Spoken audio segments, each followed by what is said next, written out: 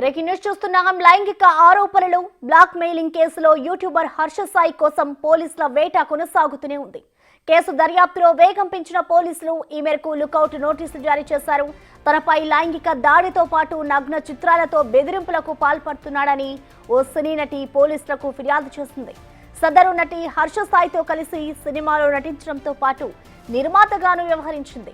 అంతకుముందు OTT reality షోలో పాల్గొంది.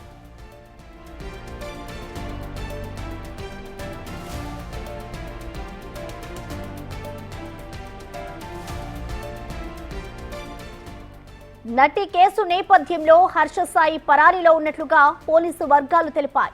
అతని కోసం గాలిస్తున్నామని ఈ క్రమంలో లుకౌట్ నోటీసులు జారీ చేసినట్లు తెలిపారు. అయితే యూట్యూబర్ దేశం విడిచి పారిపోయి ఉంటాడని అనుమానిస్తున్నారు. వేధింపుల కేసులో హర్ష సాయి సోషల్ మీడియాలో పెద్ద బెట్టింగ్ మాఫియాని నడుపుతున్నాడనే ఆరోపణలు ఉన్నాయి. హర్ష సాయి విదేశాలకి పారిపోయాడని ఖచ్చితమైన సమాచారం ఉందంటున్నారు బాధితురాలి తరపు లాయర్ నాగూర్ బాబు. కొన్ని మొబైల్స్ ఇక్కడే వదిలేసి హర్ష సాయి దేశం విడిచి వెళ్లిపోయాడని పోలీసులు అంటున్నారు.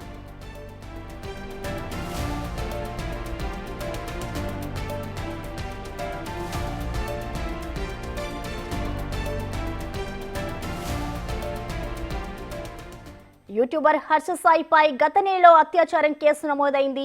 ఈ కేసు సంచలనంగా మారడంతో అప్పటి నుంచి కూడా హర్ష సాయి పరారీలోనే ఉన్నాడు. ఇక దీనికి సంబంధించిన కంప్లీట్ డీటెయిల్స్ ని మా ప్రతినిధి రానా లైవ్ ద్వారా అందిస్తారు. రానా, చెప్పండి, హర్ష సాయి మీద అత్యాచారం కేసు నమోదై ఇప్పటికే నెల రోజులు కావస్తుంది. ఇంకా ఆయన ఎక్కడున్నారు అనేది కూడా మనకి తెలియట్లేదు. ఇటు పోలీసులు కూడా దర్యాప్తు చేస్తున్నారు.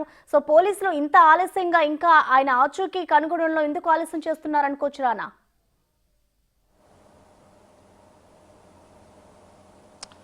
బాధితురాలు ఎప్పుడైతే బయటకు వచ్చి నార్సింగ్ పోలీసులో కేసు పెట్టిందో, కేసు పెట్టిన మరుసటి రోజే హర్ష సాయి దేశం విడిచి పారిపోయాడంటూ కూడా వార్తలు వస్తున్న నేపథ్యం కనపడుతుంది. అప్పటి నుంచి కూడా అనేక రకాలుగా కూడా ఇటు వైజాగ్లో కానీ, విజయవాడలో కానీ, ముంబైలో కానీ, గోవాలో కానీ పలు ప్రాంతాల్లో కూడా పోలీసులు పలు బృందాలకి ఏర్పడి అతని కోసం పూర్తి స్థాయిలో కూడా వెతికినా కానీ అతని ఆర్చుకి మాత్రం లభించలేదు. అయితే అతనికి సంబంధించినటువంటి కొన్ని ఫోన్లు మాత్రం తన స్నేహితుల వద్ద ఉంచినట్టుగా పోలీసులకి సమాచారం వచ్చినటువంటి పరిస్థితి కనపడుతుంది. అయితే ఈ కేసుకు సంబంధించిన విషయంలో బాధితురాలికి సంబంధించినటువంటి గత కొంతకాలంగా దాదాపు 5-6 రోజుల నుంచి కూడా కావాలని కొన్ని ఫ్యాబ్రికేటెడ్ ఆడియోలు కానీ, ఫ్యాబ్రికేటెడ్ వీడియోలు కానీ సోషల్ మీడియా వేదికగా కూడా వీళ్ళు సర్క్యులేషన్ చేస్తున్నారంటూ కూడా సైబర్ క్రైమ్లో కేసు పెట్టింది బాధితురాలు. ముఖ్యంగా దాంతోపాటు విషయం తెలియకుండా హర్ష సాయికి బాధితురాలకి మధ్య జరిగినటువంటి అంశాలు కానీ, వివరాలు కానీ, వారి వ్యక్తిగతంగా జరిగినటువంటి సంభాషణ కానీ, వ్యక్తిగత జీవితానికి సంబంధించిన అంశాలు కానీ ఎవరికి మూడో వ్యక్తికి తెలియకపోయినప్పుడు కానీ అన్నీ తెలిసినట్టు కొంతమంది కావాలనే వాళ్ళు యూట్యూబ్ ఛానల్స్లో ముఖ్యంగా కరాటి కళ్యాణ్ కానీ, శేఖర్ భాష కానీ, అలాగే మరొక విజ్ఞానికి సంబంధించినటువంటి వ్యక్తి కానీ వీరందరూ కూడా కావాలనే ఇట్లా దుష్ప్రచారం చేస్తున్నారు. వాళ్ళకి ఏమి తెలియకపోయినా కూడా కావాలనే ఈమె నేరస్తురాల్లాగా కూడా వాళ్ళు ప్రొటెక్ట్ చేస్తున్నారంటూ కూడా వాళ్ళు సైబర్ క్రైమ్ని ఆశ్రయించడం జరిగింది. వారిపైన నిన్న సైబర్ క్రైమ్లో కూడా కేసు నమోదైనటువంటి నేపథ్యం అయితే కనపడుతుంది. ఇదో పక్క ఉంటున్నప్పుడు దాదాపు 10 రోజులు అయిపోయింది. 10 రోజుల నుంచి కూడా హర్ష సాయి ఇక్కడ ఉన్నాడు, అక్కడ ఉన్నాడు, అతను పట్టుకుంటాం, ఇక్కడ పట్టుకుంటాం అనేసి కూడా అనేక వార్తలు వచ్చాయి. ఏకంగా బాధితురాలు సిపిని కలిసి అతను దేశం విడిచి పారిపోకుండా చూడాలంటూ కూడా విజ్ఞప్తి చేసింది. నిన్న మాత్రం లుకౌట్ నోటీసులు కూడా జారీ చేసినటువంటి నేపథ్యం కనపడుతుంది. సో ఎప్పుడైతే విదేశాలకి హర్ష సాయి పారిపోయిన సమాచారం అందుకున్న తర్వాత మాత్రం లుకౌట్ నోటీసులు పోలీసులు పంపించినటువంటి నేపథ్యం అయితే కనపడుతుంది. అంతవరకు కూడా సన్నిహితుల్ని, పోలీసులు, వాళ్ళ కుటుంబ సభ్యుల్ని, తర్వాత వాళ్ళ పిఆర్ టీంని అందరినీ అనేక రకాలుగా కూడా పోలీసులు విచారించిన తర్వాత వారిపైన నిఘా పెట్టిన తర్వాత హర్ష సాయి హైదరాబాద్ దాటి విదేశాలకు వెళ్ళిపోయాడని కూడా ఖచ్చితమైనటువంటి ఇన్ఫర్మేషన్ పోలీసులకు కూడా వచ్చింది. అదే అంశాన్ని కూడా ఇటు విక్టిమ్కి సంబంధించినటువంటి న్యాయవాది నాగూర్ బాబు కూడా చెప్పినటువంటి నేపథ్యం అయితే కనపడుతుంది.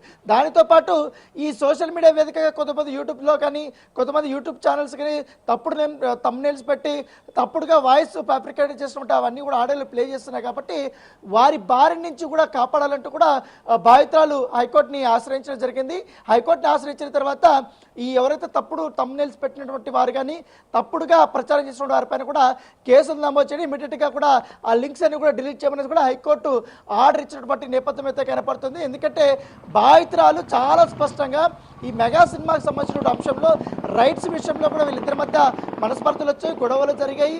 దానితో పాటు ఆ రైట్స్ ఎట్లా పరిస్థితులను కూడా దక్కించుకోవాలన్న ఉద్దేశంతోనూ ఈ రకమైనటువంటి దుశ్చర్యకు పాల్పడడానికి కూడా బాధితురాలు ఇప్పటికే కంప్లైంట్ ఇచ్చిన నేపథ్యంలో దాంతోపాటు ఈ అంశం అయిపోయిన తర్వాత తనపైన పలుమార్లు అత్యాచారం చేసిన తర్వాత అనేక రకాలుగా కూడా ప్రలోభాలు పెట్టిన తర్వాత ఏకంగా హర్షసాయికి సంబంధించిన వాళ్ళ ఫాదరు ఎంటర్ అయ్యి మీ ఇద్దరికి పెళ్లి చేసే బాధ్యత నాదంటూ కూడా ఆమె నోరు మూపించడం. అంతే ఆ బాధితులు అప్పుడే వచ్చి కేసు పెట్టించాల్సింది, కానీ ఆ కేసు పెట్టకుండా జాగ్రత్త పడినటువంటి పరిస్థితి కాబట్టి తర్వాత ఆమె ఎప్పుడు ఫోన్ చేసినా ఏం చేసినా అన్ని రికార్డెడ్ చేసి వాళ్ళు పక్కన పెట్టుకున్నట్టుగా మనకు సమాచారం అవుతుంది. ఎందుకంటే పెళ్లి కాబోయే అతను కాబట్టి పెళ్లి చేసుకుంటాడనే ఉద్దేశంతో కొన్ని పర్సనల్ థింగ్స్ కూడా ఆమె షేర్ చేసుకున్నట్టుగా అవి కూడా బయట పెట్టేస్తున్నారు. పిఆర్ టీం అంటూ కూడా ఆమె హైకోర్టుని ఆశ్రయించే నేపథ్యంగా పడుతుంది. అయితే దాదాపు సంవత్సరం పాటు పెళ్లి చేసుకుంటారనేసి కూడా వీళ్ళు తాసారం చేశారు. ఇప్పటి వరకు కూడా దానిపైన పురోగతి లేదు. ఒక పక్క సినిమాకి సంబంధించిన అంశము, తర్వాత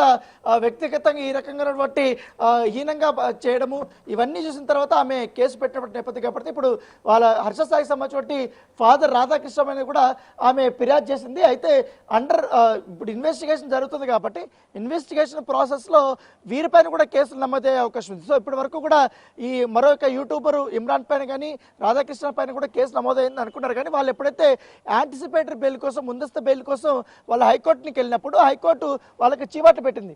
అసలు ఎఫ్ఐఆర్ కాపీలో మీ పేరే లేదు, మీ పైన కేసు నమోదు కాలేదు, మీరు ముందస్తు బెయిల్ కోసం ఎట్లా వస్తారు, ఒకవేళ మీరు పైన కేసు నమోదైతే ఎఫ్ఐఆర్ నమోదైతే అప్పుడు మళ్ళీ రండి అనేసి కూడా హైకోర్టు చెప్పిన నేపథ్యంగా ఏర్పడుతుంది. సో ఈ కేసుకు సంబంధించిన పలు అంశాలన్నీ కూడా చాలా గోప్యత కూడా పాటించాలనే ఉద్దేశంతో కూడా పోలీసులు ఉన్నారు.